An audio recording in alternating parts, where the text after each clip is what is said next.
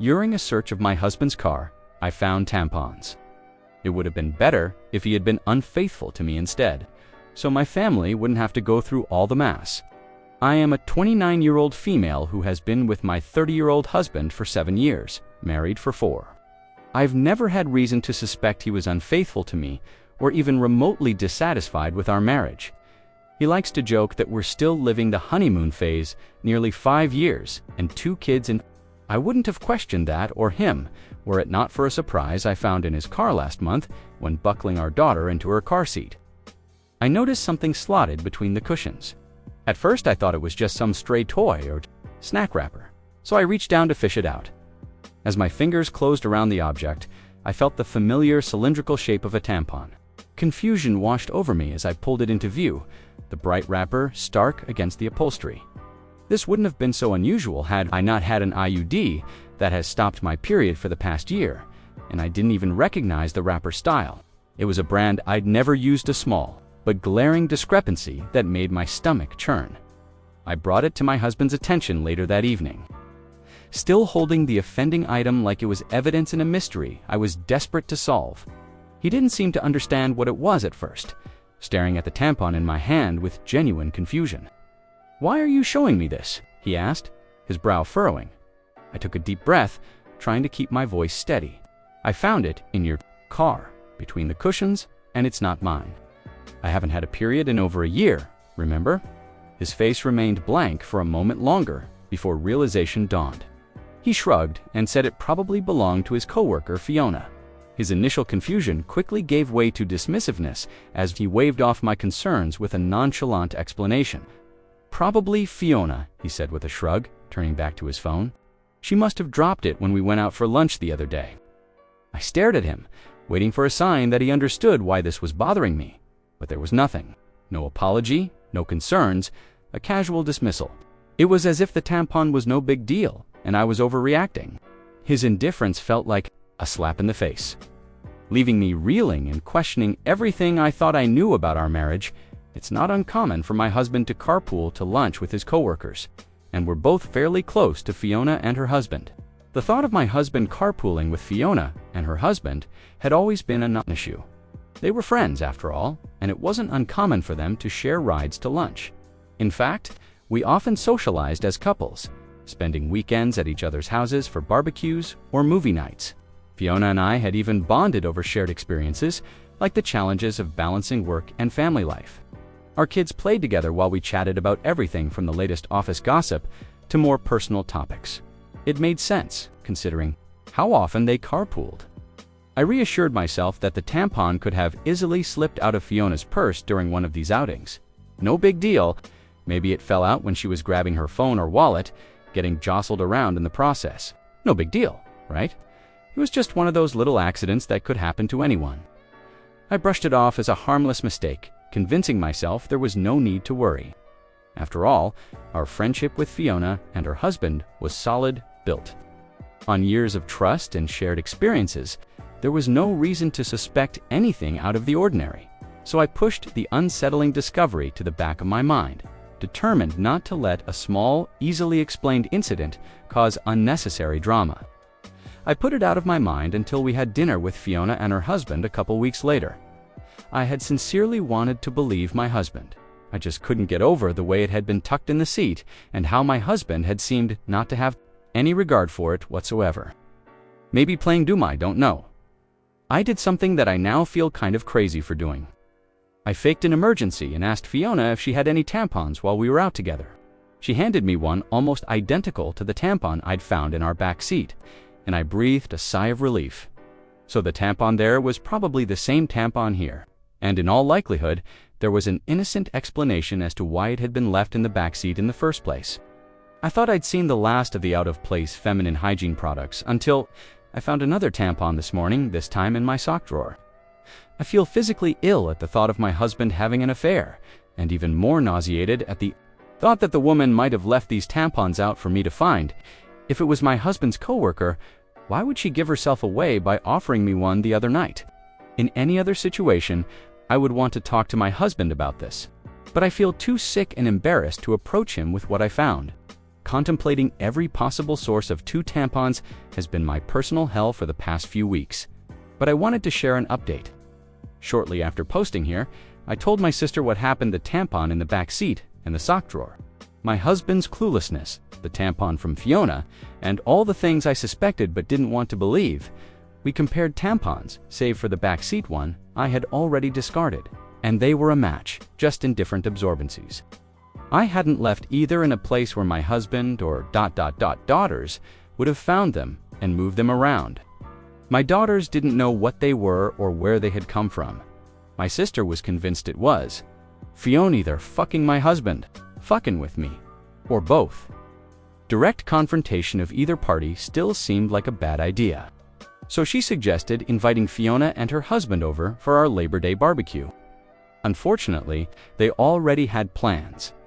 My sister and I agreed that it was too soon for cameras without any other evidence, so it was just a waiting game from there, watching my husband for any changed behavior. There was none. Our house for any misplaced foreign items, there were none.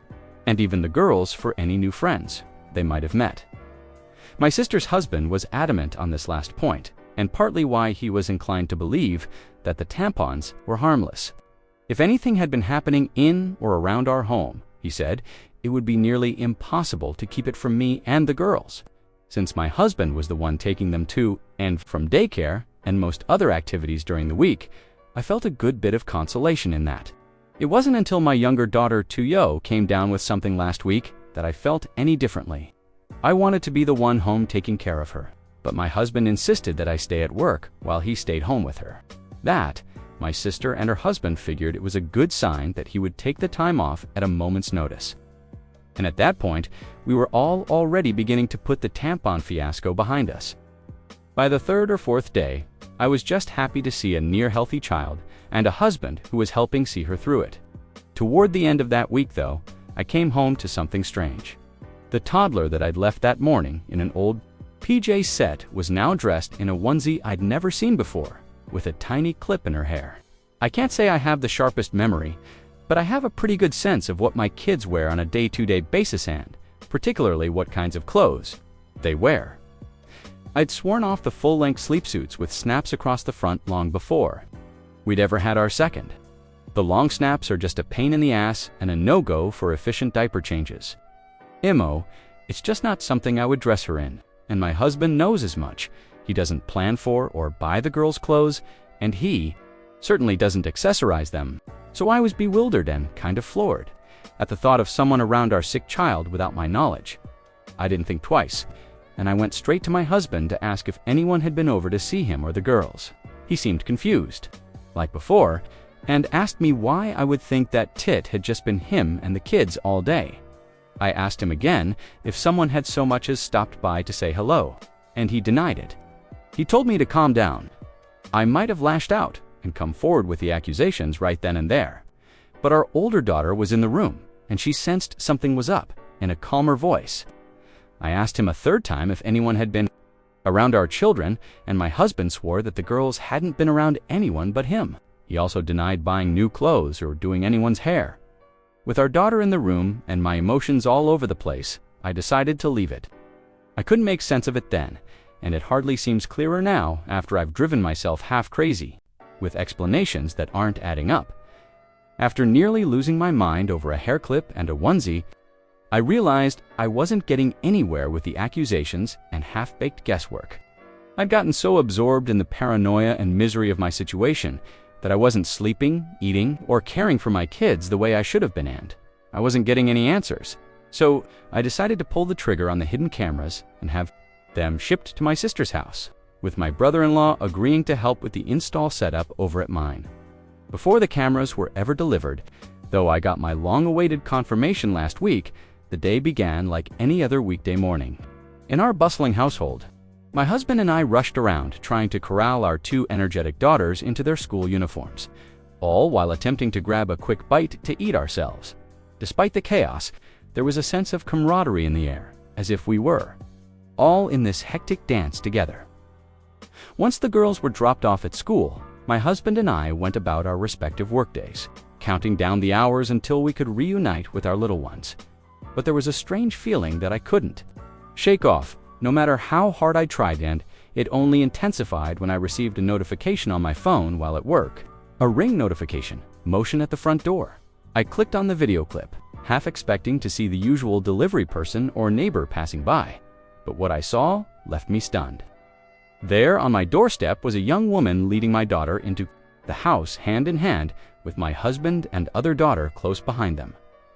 My heart hammered in my chest as I watched, my mind struggling to comprehend what I was seeing. The girls were supposed to be in daycare, and my husband was at work. The woman, as far as I knew, was living 2 states away with a court order keeping her there. Yet here she was, in our home, with my husband and children. A wave of panic washed over me as I scrambled to make sense of the situation.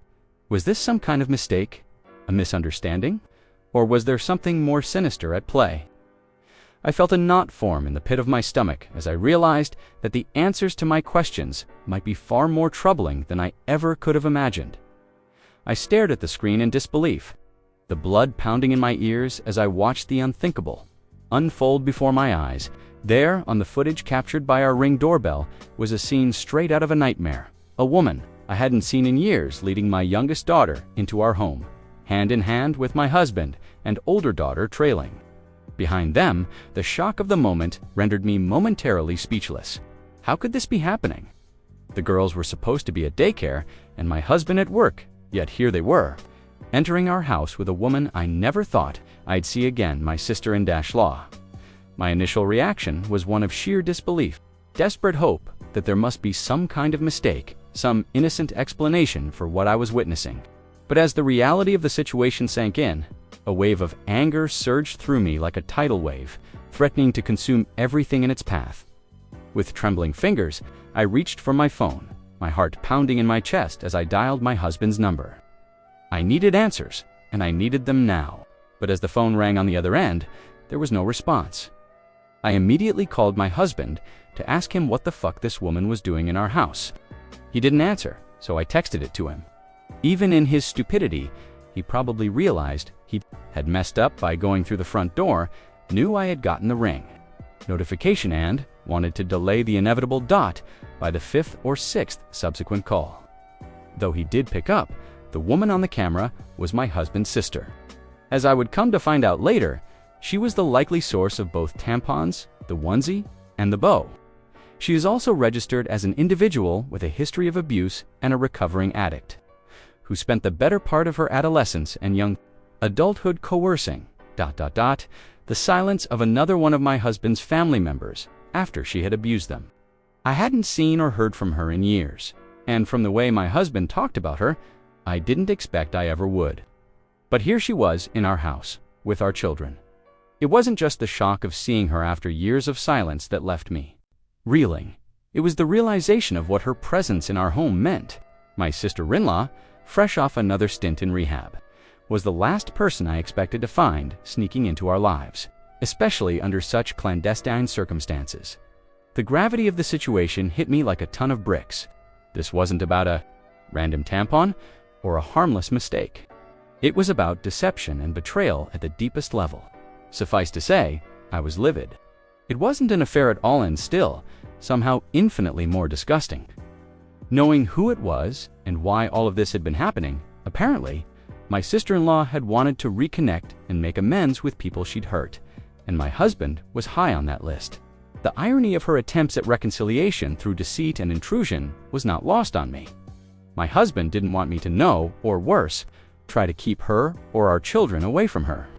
So they'd been meeting in secret, often at our house when I was at work. They would enter through the garage in my husband's car so the Ring camera at the front door wouldn't tip me off. The level of planning and secrecy involved made my skin crawl. She spent the night on a weekend I had been on a business trip. Pand slept in our bed. The very thought of her in our home, in our bed, made me feel violated. She babysat our girls. On a night my husband told me he had dropped them off at his parents'.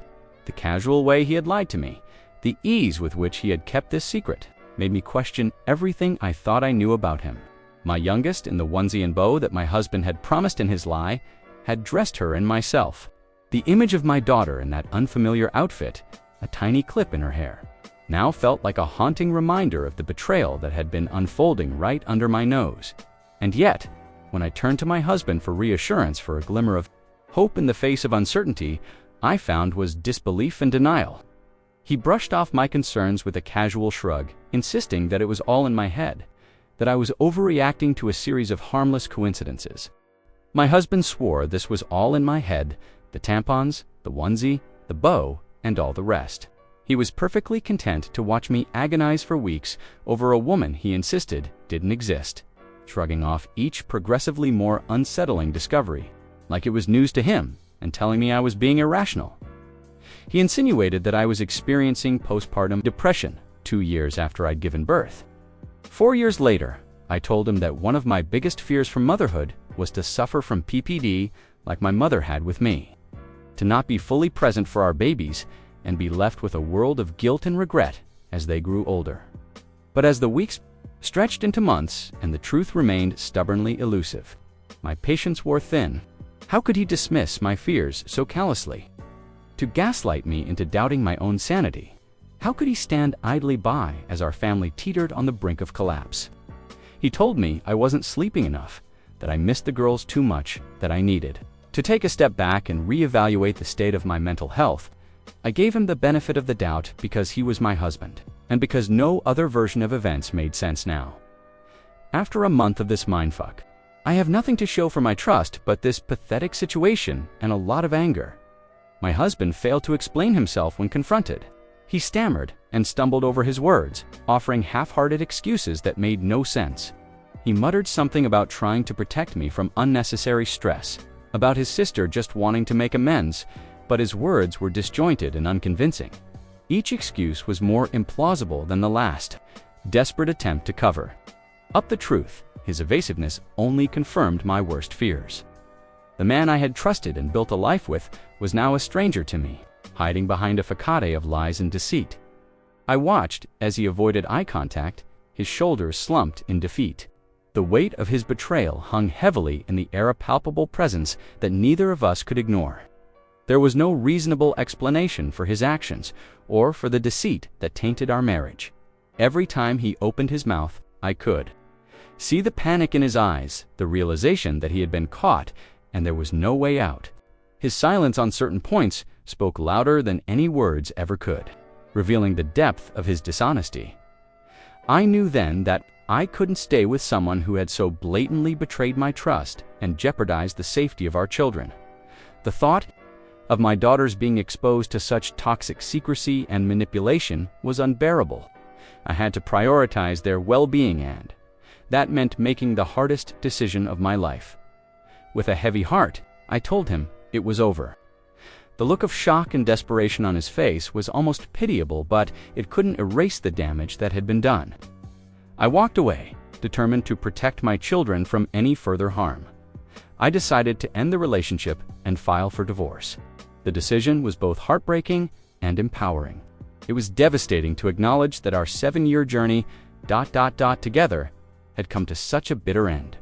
But it was also liberating to take control of my life and prioritize my well-being, and that of my children. The divorce process was long and grueling. Each step felt like a new battle in an endless war. There were countless court sessions, more draining than the last where I had to relive the pain and betrayal over and over again. My husband fought me every step of the way, refusing to accept responsibility for his actions and attempting to paint himself as the victim. His determination to contest every detail made the process even more exhausting and emotionally taxing. In court, I detailed the discovery of the tampons, the hidden meetings with my sister-in-law, and the lies my husband had told to cover his tracks. I showed the ring footage, which captured her entering our home with my children, and provided testimonies from my sister and brother-in-law to corroborate my claims. However, the court needed more than assumptions about my sister-in-law's character. They required concrete evidence of her past and present behavior, which was not easy to obtain. Despite these challenges, I remained focused on the bigger picture. I emphasized my husband's deceit and the breach of trust, which were undeniable. The court recognized the complexity of the situation and the emotional turmoil it had caused. After months of legal battles and countless court sessions, the court ruled in my favor. I was granted primary custody of our daughters, with my husband receiving supervised visitation rights. The judge acknowledged the need for a stable environment for the children, considering the deceit and the potential risks involved. Looking back, this ordeal taught me several valuable lessons that I hope others can learn from. Trust is the foundation of any relationship, and once it's broken, it's incredibly difficult to rebuild. Always listen to your instincts. If something feels off, it probably is. Communication is key. Address issues head-on rather than letting them fester. Most importantly, never settle for less than you deserve. My children and I deserve a life free from deception and betrayal, and I am committed to building that future for us. Here are my thoughts on the story. Wow, just wow. This story is like if gaslighting and a soap opera had a baby, then dropped it in a courtroom. First off, major props to OP for trusting her gut, because when your husband's harmless explanations involve mystery tampons and surprise sleepovers with his estranged, problematic sister, that's not a red flag, that's a whole parade. The audacity of him weaponizing PPD to dismiss her concerns. Chef's kiss of manipulation. But here's the real tea. This isn't just about betrayal, it's about the premeditation. Garage sneak-ins, secret babysitting, dressing the kid in a whole covert onesie operation. Sir, this isn't reconnecting with family, this is mission. Impossible with worse lies. And let's not gloss over the sister's amends being trespassing and tampon terrorism. The only happy ending here. Opie yeeting that man into supervised visitation oblivion. Lesson learned. If your partner's innocent mistakes require a PowerPoint to explain, throw the whole man out. Mic drop. In your opinion, what do you think about this story? Please leave your comment below to let me know.